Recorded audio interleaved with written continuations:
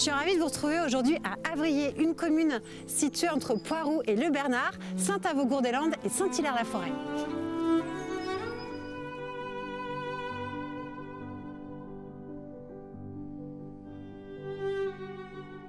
Territoire rural, Avrier dispose d'un très beau cadre de vie, principalement constitué de prairies mais aussi de forêts.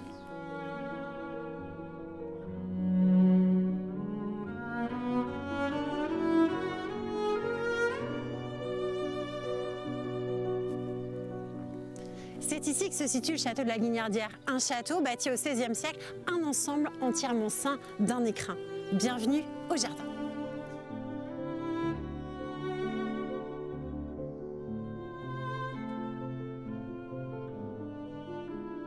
Céline, merci de nous accueillir aujourd'hui au château de la Guignardière. Alors un château qui est surprenant, enfin pas que le château, son parc, son jardin, parce que finalement, on arrive ici face à un château d'architecture Renaissance, oui. Et pourtant nous sommes au sein d'un parc paysager. Oui. Alors, oui, il s'est passé des choses. Qu'est-ce qui s'est passé justement depuis sa construction au XVIe siècle? Il y a eu des propriétaires successifs, il y a eu des aménagements différents, dont un, c'est le marquis de Saint-Denis qui était agronome et qui a fait creuser un nouvel étang, qui a changé toute l'ambiance de jardin à la française en jardin à l'anglaise, en apportant des essences exotiques parce que c'était la mode à l'époque. Bien sûr. Et puis on a de la chance parce que ces arbres sont encore là. Ouais. Donc les magnolias, les cyprès chauves dans les étangs que les gens adorent. Voilà. Donc on a la chance d'avoir un beau parc et qui est entretenu depuis 30 ans avec beaucoup d'amour par l'équipe actuelle. Toujours Thierry, la même depuis 30 ans. Alors surtout Thierry qui prend soin et ça se voit, c'est une continuité en fait de ce qu'il fait, donc ça c'est bien. Il s'est approprié le parc. C'est très précieux. Ouais. Et ça c'est précieux effectivement. Donc là effectivement le marquis de Saint-Denis qui a façonné ce paysage. Et avant son arrivée à la Guignardière, comment était ce jardin, ce parc? Alors c'était un jardin à la française, structuré, régulier, les grandes allées, surtout donc devant la façade très dessinée, avec statues. Et puis ici donc l'allée sur laquelle nous sommes, c'est l'allée qui remonte de la cour d'honneur et qui était donc la grande allée où on arrivait, où le château était imposant. Qui mettait en scène le château? Exactement. Parce qu'effectivement, juste dans l'axe. Est-ce qu'on sait ou pas, Céline, si les origines de ce jardin, de ce parc, sont contemporaines de la construction du château? Alors, ce qu'on en sait, c'est grâce au fameux plan Trudel. Oui. On a un dessin, effectivement, du jardin, du parc, ordonné, tel qu'il pouvait être. On suppose aussi des choses parce que apparemment le dessinateur s'est un peu emballé sur le dessin lui-même du château. Il l'a dessiné terminé alors que ce n'est pas le cas. Il n'a jamais été terminé. Voilà. 10 ans après le lancement de la construction, Jean Girard, donc la personne puissante de l'époque qui a donc commandé cette construction, a été assassiné par une équipe mandatée par une personne de Poiroux et qui l'a fait assassiner au cours d'une partie de chasse. Il était à la chasse à l'épervier, il a reçu 2 balles dans le dos et s'est fait trancher la gorge. Et ceci explique que donc voilà, le château, la construction a été arrêtée. Et alors, d'après ce que j'ai compris, il y a eu plusieurs projets pour pouvoir le terminer, mais les coûts étant faramineux, personne ne s'est vraiment lancé pour terminer ce château. Donc on voit bien les traces des exécutions comme les fenêtres par exemple, qui sont bouchées, mais qui auraient pu être terminées. Tout le plan en U, le retour en équerre, tout ça. Et sur le plan Trudel, par contre, donc, ça a été dessiné tel que. Mais bon, ça n'a jamais été réalisé. Et donc ce parc serait contemporain de la construction du château. Ce qui explique qu'on ait un plan d'un seul et même tenant. Voilà. Et donc il y a 30 ans, quand les propriétaires actuels ont racheté cette grande demeure avec ce parc qui est conséquent, 86 hectares, c'est pareil. C'est énorme. Eh bien, le jardin à la française n'existait plus non plus. ils ont restauré beaucoup de choses. Donc c'était un champ avec des vaches et des chèvres, du fil barbelé. Donc tout ça, ils l'ont restauré, remis en avant aussi tout le côté végétal qui avait été laissé à l'abandon. Vous acceptez maintenant, Céline, de faire quelques pas avec nous pour nous faire découvrir l'endroit? Ah ben, je vous suis.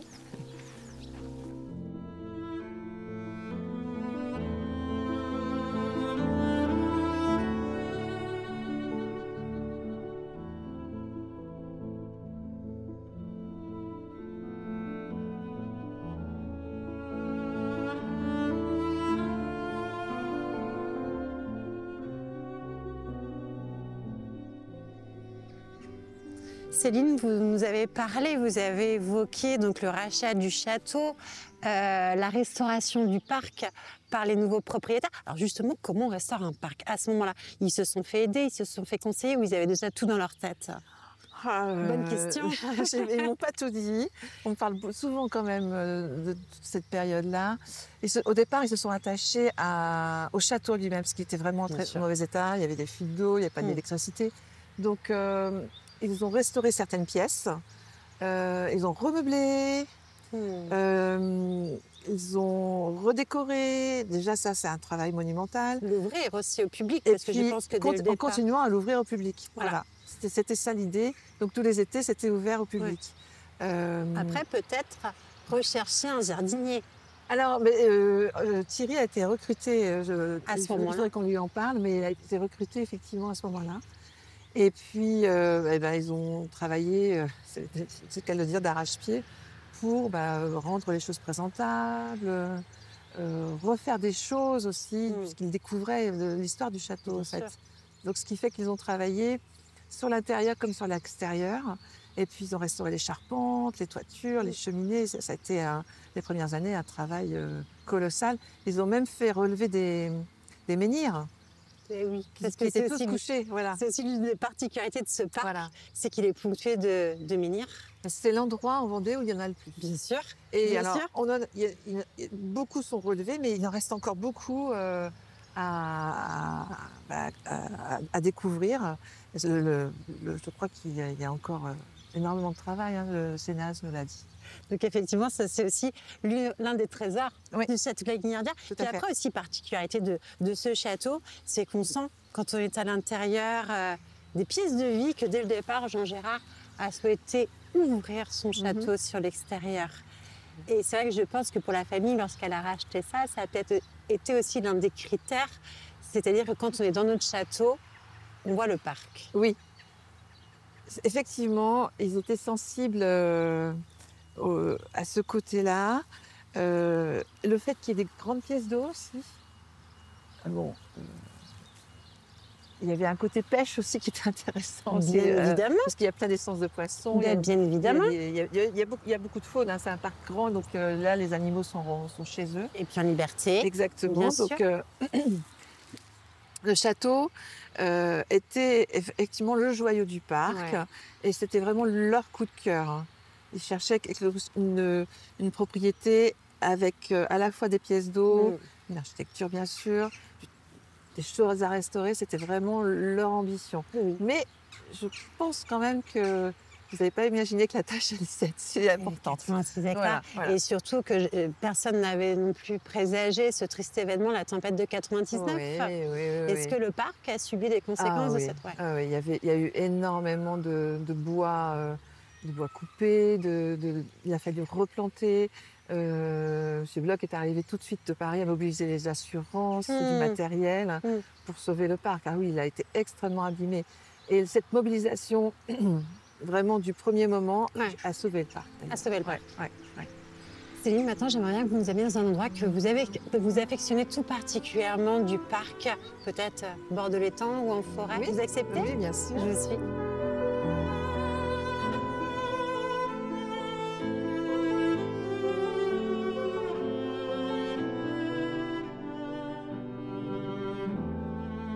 Avant de poursuivre, je vous propose de retrouver notre apprenti du jardin. Pour l'instant, le jardin et moi.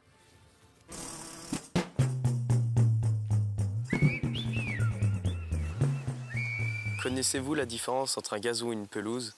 Un gazon n'est pas forcément une pelouse, mais une pelouse peut devenir un gazon. Je vais vous expliquer. La pelouse fait forcément référence à des herbes qui poussent sur un terrain qui est utilisé dans un contexte agricole. Il peut inclure différentes espèces de graminées et est souvent moins entretenu. Un gazon est une pelouse qui est soigneusement entretenue et cultivée dans un parc ou dans un jardin pour des raisons esthétiques ou récréatives ou bien évidemment dans un terrain sportif.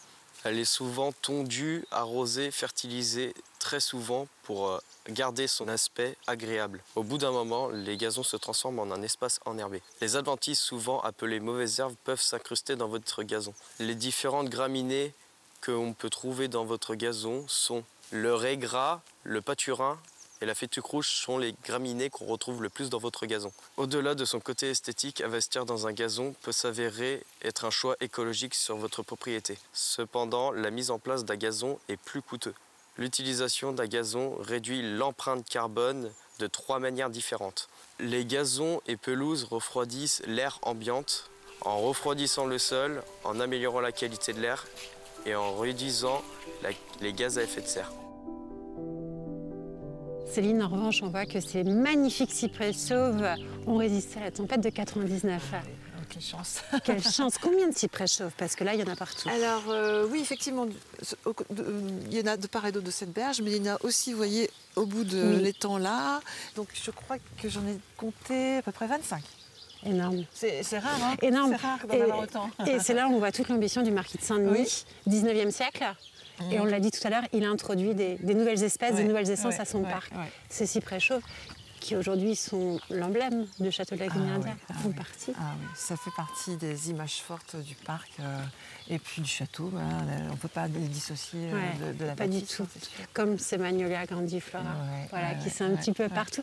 Est-ce qu'on a des traces du passage de Saint-Denis justement à la Guiniardière, des plans, des écrits, des relevés de comptes ou autres? Oui, il y a beaucoup d'archives. Le château, lorsqu'il a été racheté il y a 30 ans, il y avait beaucoup de notes, beaucoup d'écrits, parce que c'était aussi une propriété où il y a eu beaucoup de l'élevage de chevaux. Équins. Équins. Et donc, il y a toutes les archives de comptabilité, etc. Donc après de plans, je crois, j'ai pas l'impression qu'il y en ait tant que ça, parce que j'en ai pas vu, hein, moi personnellement. Je leur demanderai à Mario, mais je ne crois pas, sinon on les aurait mis en valeur. Il n'empêche qu'on voit très bien son action. Déjà la création de ces plans d'eau qui sont majestueux, qui mettent en lumière le château. Servait aussi de réserve. De réserve de poissons, voilà. Pour pouvoir manger. Exactement, exactement. Et puis c'est vrai qu'il crée tout un cheminement. Aujourd'hui, sur les 86 hectares du parc, combien de personnes travaillent sur ce jardin? Alors, parce que c'est énorme. Ils sont deux. Ils sont deux. Ils sont deux. Hein. Donc Thierry, qui est là depuis 30 ans. Thierry et Anthony, voilà, et qui... Ils officient tous les deux.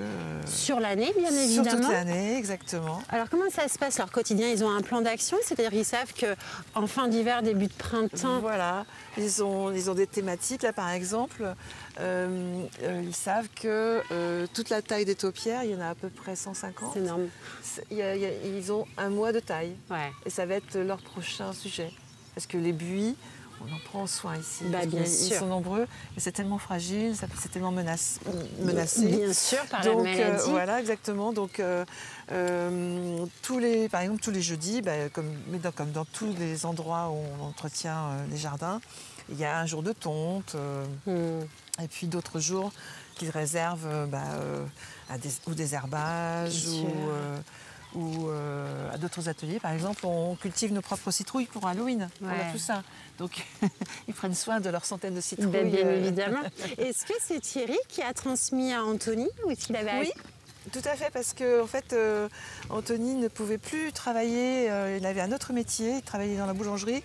Et il était donc gêné par la farine, hein, il ne pouvait plus travailler, donc il a changé de métier. C'est Thierry qui transmet à Anthony. C'est encore plus précieux.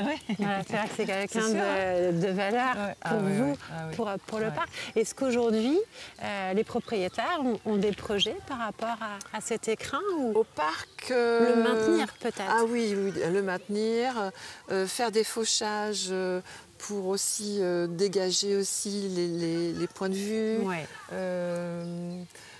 Et puis, par exemple, faire des tontes qui mettent en valeur certaines essences. Mais ça ne sera jamais un jardin structuré, Non, mais il a pas avec lieu d'être. beaucoup de fleurs plantées. C'est pas le but. Ça n'a jamais été un parc comme ça. C'est pas le but de le faire devenir comme ça. On n'y mettra jamais, par exemple, des oliviers. Non, bah non. C'est pas le but. Bah non, c'est pas le but. Surtout qu'en plus, ça n'a pas de cohérence. j'imagine que les propriétaires aujourd'hui sont confrontés à tout ce qui est changement climatique. Oui. Je ne sais pas si le parc change, évolue, si des espèces ont souffert, mais c'est vrai que c'est de nombreuses problématiques qu'ils n'avaient pas forcément conscience dans les années 90. C'est sûr qu'on est beaucoup plus sensibilisés à ça aujourd'hui, mais tous, Tous, même à titre personnel. Bien sûr. Ils mettent forcément des essences locales, ça c'est sûr, lorsqu'il faut replanter. En termes de... Il y a des sujets qui sont tombés là au cours des différentes tempêtes, mais c'est une sélection naturelle. Oui. Donc, c'est important de le dire. Non, mais c'est vrai, c'est le lot aussi des arbres. Au bout de 200 ans, ils ont droit aussi Bien sûr. à leur mort, à leur belle mort. Donc on replante, on fait attention à ce qu'on y met, et on n'y mettra jamais des choses incohérentes, ça c'est sûr. Céline, merci pour votre accueil. Je vous souhaite surtout une belle saison. Merci beaucoup. Elle va être très belle. Puis je vous dis à bientôt. Oui, mais quand vous voulez, vous revenez quand vous voulez. Merci. Au revoir. Au revoir.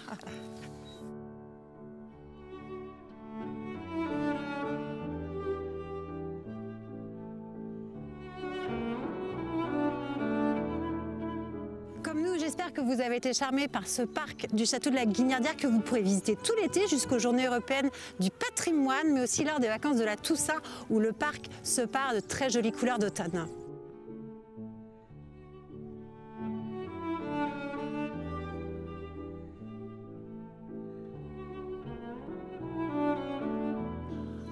En attendant, je vous souhaite de très belles balades et je vous donne rendez-vous prochainement pour un nouveau numéro de Bienvenue au Jardin.